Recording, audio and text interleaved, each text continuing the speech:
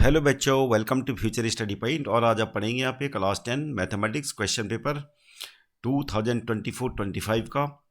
तो बच्चों, ये मैथमेटिक्स का बेसिक क्वेश्चन पेपर है और सेट नंबर है इसका सेट 2। तो यहाँ है तो सेक्शन ए में जो है बच्चों 20 क्वेश्चन है। एमसीक्यूज प्रत्येक क्वेश्चन 1 मार्क्स का है। तो पहला क्वेश्चन करते हैं।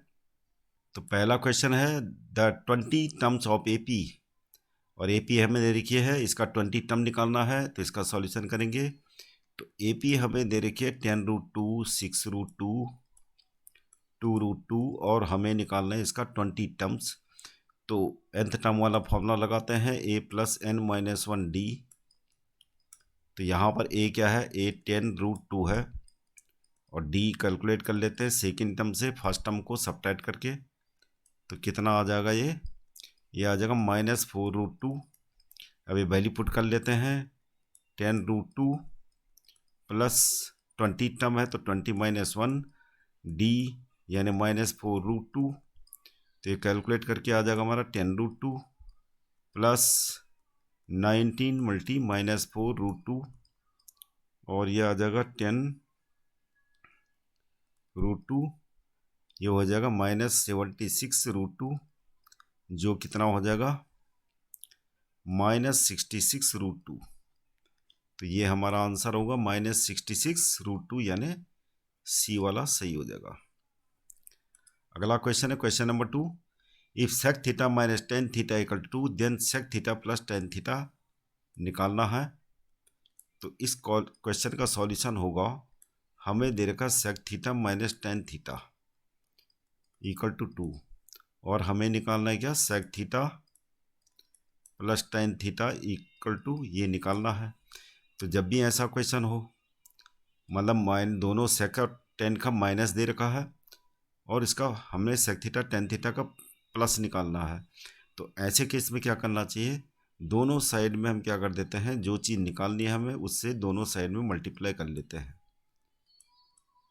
Sec theta plus tan theta, मतलब sec theta plus tan theta निकालना है तो उससे हम मल्टीप्लाई कर लेते हैं दोनों साइड में। तो ये हो जाएगा आगे कैलकुलेट करके a माइनस बी, यानी ये वाली आइडेंटिटी अप्लाई कर लेते हैं। क्या होता है a² माइनस b²। तो क्या हो जाएगा sec square theta minus tan square theta हो जाएगा इधर, और इधर आ जाएगा 2, वही रहेगा 2 sec theta plus tan theta.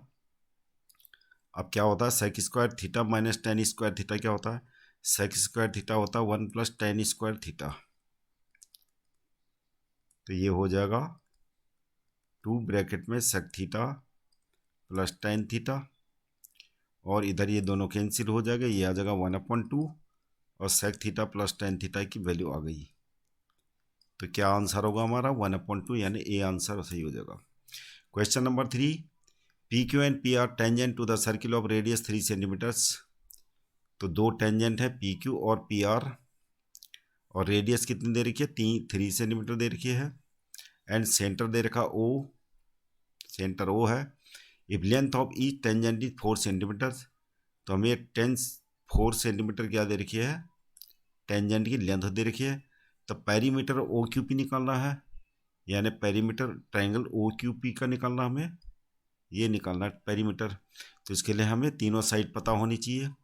तो ये तो पता है टेंजेंट क्या होती है, इक्वल होती 4 सेंटीमीटर, ये टेंजेंट हो गई। और ये एंगल क्या होगा 90 डिग्री का, क्योंकि टेंजेंट और रेडियस के बीच में क्या होता है, टेंजेंट और रेडियस के बीच में 90 डिग्री का एंगल होता है। तो हाइपोटेन्यूज क्या हो जाएगा हमारा ओपी। तो पाइथागोरस थ्योरम लगा लेते हैं direct, O P square equal to हो जाएगा O Q square plus P Q square और हमें निकालना है ओ पी स्क्वायर। तो कितना हो जाएगा, ये हो जाएगा 4 स्क्वायर ओ क्यू यानी 3 स्क्वायर प्लस 4 स्क्वायर कितना हो जाएगा 9 प्लस 16 यानी क्या हो गया 25। तो ये ओ पी स्क्वायर है तो ओ पी कितना हो जाएगा 5 सेंटीमीटर। अब पेरीमीटर निकालना वाला, perimeter of O Q P यानी तीनों साइड का सम क्या हो जाएगा 3 प्लस 4 प्लस और तीसरी साइड आ गई 5 प्लस 4 9 प्लस 3 यानी 12 सेंटीमीटर। आंसर यानी बी वाला सही हो जाएगा हमारा। Question number 4, the value of M for which lines, दोनों लाइन दे रखी हैं आर पैरेलल। तो पैरेलल लाइन की कंडीशन क्या होती है वो अप्लाई कर लेते हैं। पहले ये इक्वेशन क्या दे रखी है, 14x plus M Y, standard form में ले आते हैं इसको, तो ये हो जाएगा इक्वेशन नंबर 1। और दूसरी equation -3x plus 2y minus 16 equal to 0।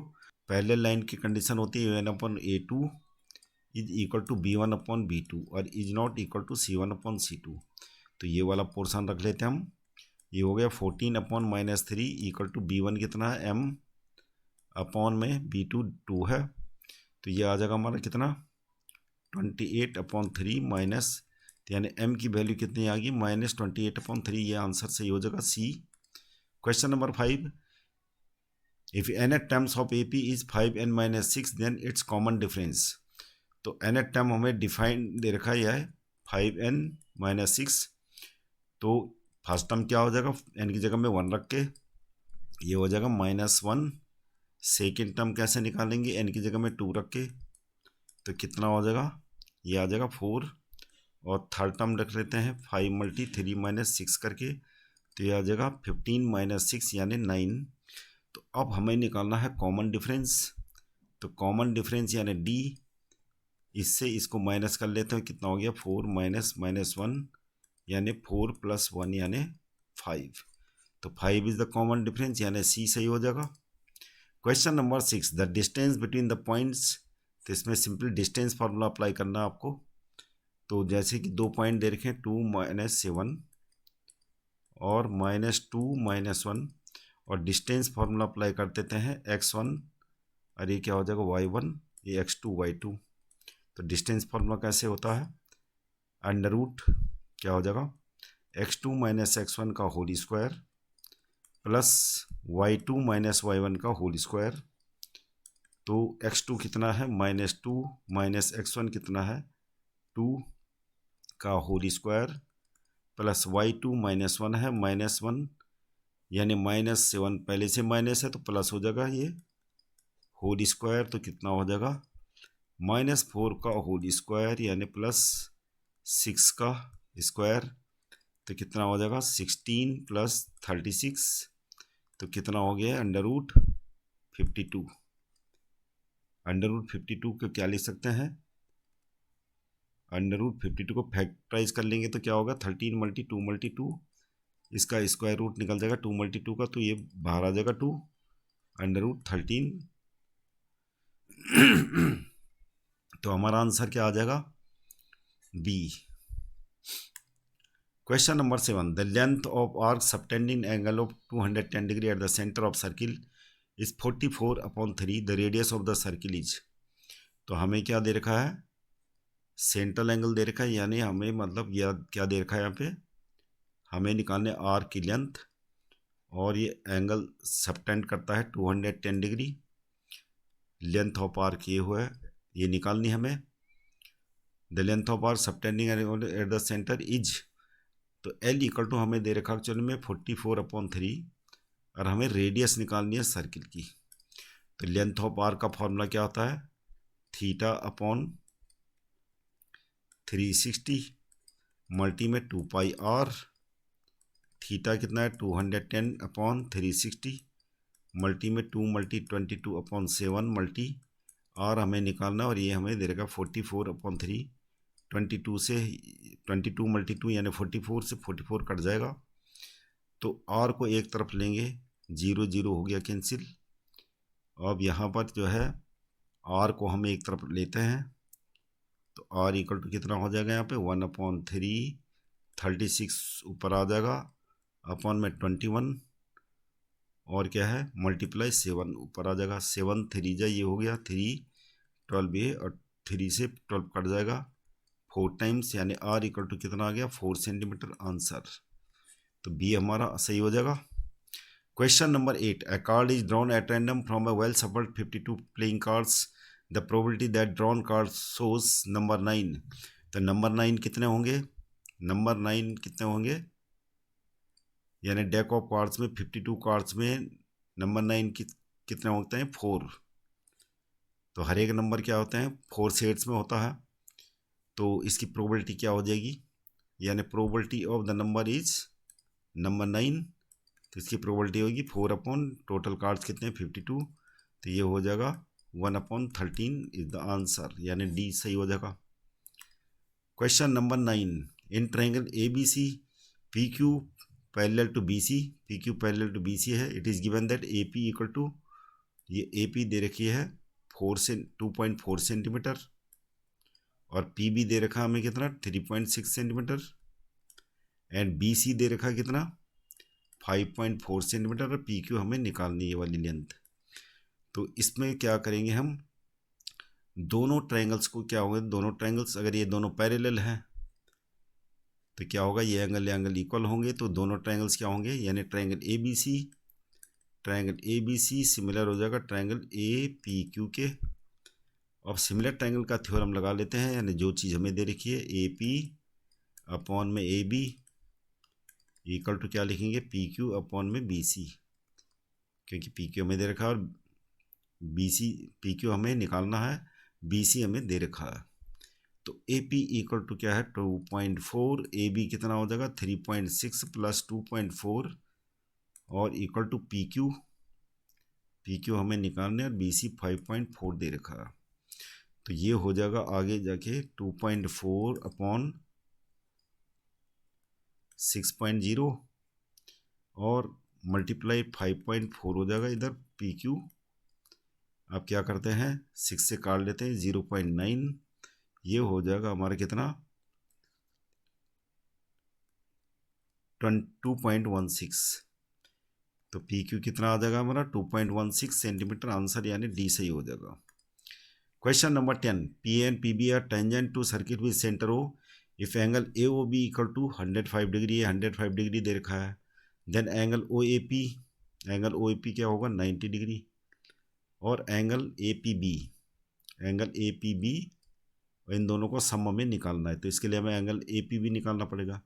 अब यहाँ पर एंगल ए ओ बी और एंगल ए पी बी दोनों क्या होते हैं, ये दोनों एंगल क्या होते हैं सप्लीमेंट्री, यानी दोनों टेंजेंट्स के बीच का जो एंगल होता है और दोनों रेडियाई के बीच में जो एंगल होता है, दोनों का सम क्या होता है सप्लीमेंट्री होता है, तो क्या हो जाएगा 180, तो ये हमें दे रखा है 105, ये क्या है 105 है, ये 105 है, तो ए ओ बी 105, तो एंगल ए पी बी यहाँ से आ जाएगा हमारा, तो एंगल ए पी बी कितना हो जाएगा, एंगल ए पी बी हो जाएगा एंगल ए पी बी कितना हो जाएगा हमारा 75 degree, 75 degree angle A P B हो गया। हमें निकालना क्या था angle O A P plus angle A P B, तो एंगल ओ ए पी कितना है, ये 90 डिग्री होगा, रेडियस और टेंजेंट के बीच में 90 डिग्री का एंगल हो तो 90 हो गया, 90 plus angle A P B हमारा आ चुका 75, दोनों का सम हो जाएगा 165 डिग्री इज द आंसर, यानी डी सही हो जाएगा। Question number 11, 2 dice are rolled together, the probability that at least one of them shows a 6, दोनों में कम से कम एटलीस्ट क्या होना चाहिए 6 होना ही चाहिए, 6 भी चलेगा, 6 से ज़्यादा तो हो नहीं सकता। The probability that at least one of them shows a 6, तो क्या होगा सैंपल स्पेस कुछ ऐसे बनता है 1 2 3 ... 6, तो सैंपल स्पेस किस प्रकार से बनाएंगे इसका, क्या बोल रहा है ये at least one of them shows a 6, तो 6 कौन कौन सी कंडीशन होता है, एक तो इस लाइन में बनेगा 6,1 6,2 6,3 6,4 और 6,5, और क्या होगा 6,6, यहाँ पर क्या बनेगा 6 है, तो यहाँ पर भी क्या बनेगा 1 6 आ जाएगा, 2 6 आ जाएगा, 3 6 आ जाएगा, और क्या आएगा 4 6 5 6 और 6 6 हम तो लिख चुके हैं, तो ये हो गया। तो कितने फेवरेबल आउटकम निकल रही है, फेवरेबल आउटकम निकल रहे हैं हमारे कितने 1 2, एटलीस्ट बोल रहा है at least one of them shows a 6, तो 2 6 वाला भी चलेगा क्योंकि एटलीस्ट बोल रखा है, तो 1 2 3 4 5 6 7 8 9 10 11, तो कितना हो गया? 11 हो गया। और टोटल आउटकम्स कितने होते हैं? टोटल आउटकम 6 × 6 यानी 36 होंगे। तो क्या हो जाएगा प्रोबेबिलिटी? एटलीस्ट 6 होने की प्रोबेबिलिटी क्या हो जाएगी? At least 6 one of them, at least 6 one of them, one of them. तो क्या हो जाएगा? फेवरेबल आउटकम 11 है अपॉन 36, तो 11 upon 36 will be the answer, यानी सी। Question number 12. The curved surface area of a cone with base radius 7 cm is 550 cm square. The slant height of the cone is. तो curve surface area क्या होता है कोन का? पाई R L होता है, जो हमें दे रखा है 550, और रेडियस दे रखी है हमें कितनी? 22/7 पाई हो गया। रेडियस कितनी है? 7 मल्टीप्लाई एल हमें निकालनी है, तो 550। तो यहाँ 7 से 7 कैंसिल, एल इक्वल टू क्या हो जाएगा? 550/22, जो कितना हो जाएगा? ये हो जाएगा आंसर 25 सेंटीमीटर्स। तो स्लैंट हाइट हो जाएगी 25 सेंटीमीटर। अगला क्वेश्चन है question number 13। If tan a equal to half, अब tan a इक्वल टू हमें दे रखा हाफ, ये हो जाएगा परपेंडिकुलर अपॉन बेस। अब हमें हाइपोटेन्यूज निकालना है, तो क्या हो जाएगा? 1² + 2², यानी कितना हो जाएगा? √5। अब साइन a इक्वल टू कितना हो जाएगा? परपेंडिकुलर यानी 1 है, परपेंडिकुलर क्या है? 1 है, वह अपॉन हाइपोटेन्यूज कितना है? √5, तो 1/√5 यानी C with answer. Question number 14। If √2 sin theta equal to 1, then cot theta multi cosec theta is equal to, तो क्या होगा? यहाँ पर दे रखा √2 sin थीटा इक्वल टू 1, तो साइन थीटा यहाँ पर क्या है? 1/√2 है, जिसकी वैल्यू हम निकाल सकते हैं, यानी √2 साइन में किसकी वैल्यू थे? साइन 45 डिग्री, क्योंकि ये हमें पता है 1/√2 का, तो इसलिए हम लिख सकते हैं साइन 45। तो ये कितना हो गया? साइन 40 थीटा इक्वल टू कितना हो जाएगा? 45 डिग्री। अब हम यहाँ थीटा की वैल्यू पुट कर लेते हैं, cot 45 multiply cosec 45।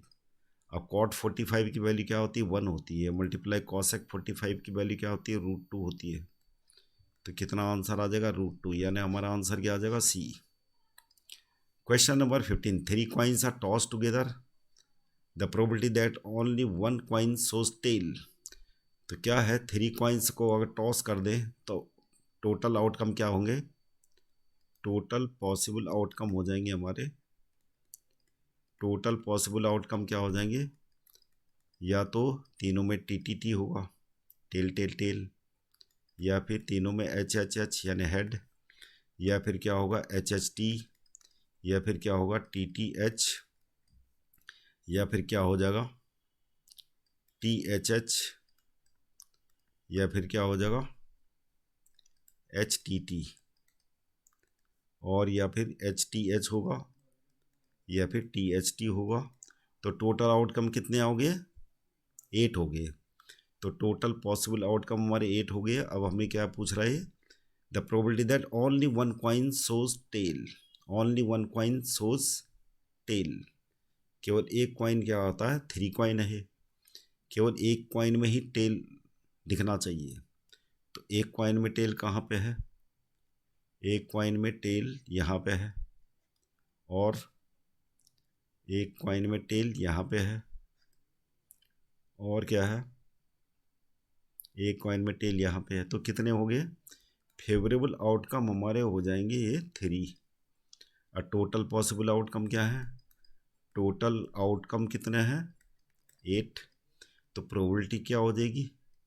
1 coin shows tell, तो कितना होगा? 3/8 आंसर, यानी बी सही हो जाएगा। Question number 16। In the given figure graph of P x is shown, number of distinct zero of P x is, क्या दिख रहा है? कहाँ टच कर रहा है? एक्स एक्सिस में केवल ग्राफ एक जगह में टच कर रहा है, एक पॉइंट में, ओरिजिन में। तो कितने zero, number of distinct zero कितने होंगे इसके? 1 होंगे, एक ही जगह में टच कर रहा है, तो B will be the answer. आगे question number 17। 2 right circular cylinder of equal volumes have their heights in the ratio 1:2। तो 2 राइट सर्कुलर सिलेंडर्स हैं जिनका वॉल्यूम क्या है? इक्वल है। तो पाई R1 square H volume equal है पाई R2 स्क्वायर H2। रेडियस और हाइट अलग अलग होंगी। अब हमें क्या दे रखा है यहाँ पे, ये रेशियो निकाल लेते हैं। R1 स्क्वायर H1 अपॉन में R2 square H2 equal to कितना होगा 1। तो R1 अब हमें क्या दे रखा है, have their heights in the ratio. Height का रेशियो कितना है 1:2। और रेशियो ऑफ रेडियस निकालना हमें निकालना है R1 अपॉन R2 का होल स्क्वायर। और H1 और H2 का रेशियो हमें दे रखा है 1/2 हो गया इक्वल टू 1।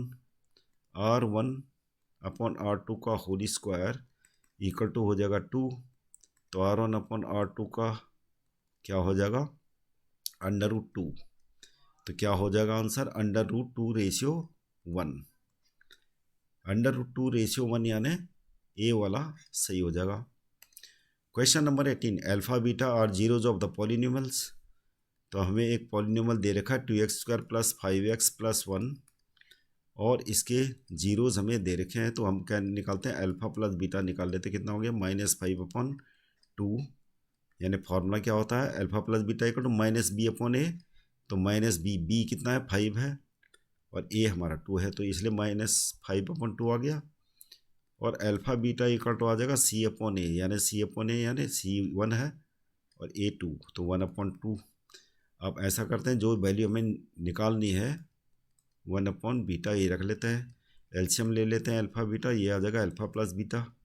यहाँ वैल्यू पुट कर लेते हैं। अल्फा प्लस बीटा कितना है 5/2 और अपॉन में अल्फा बीटा क्या हो गया 1/2 कैंसिल 2 से 2, तो कितना आ जाएगा आंसर 5, यानी बी वाला सही हो जाएगा। क्वेश्चन नंबर 19 से 20 तक एजर्सन और रीजन आर वाले क्वेश्चन दे रखे हैं हमें। अब हमें देखना है कि कौन सा अल्टरनेट सही होगा।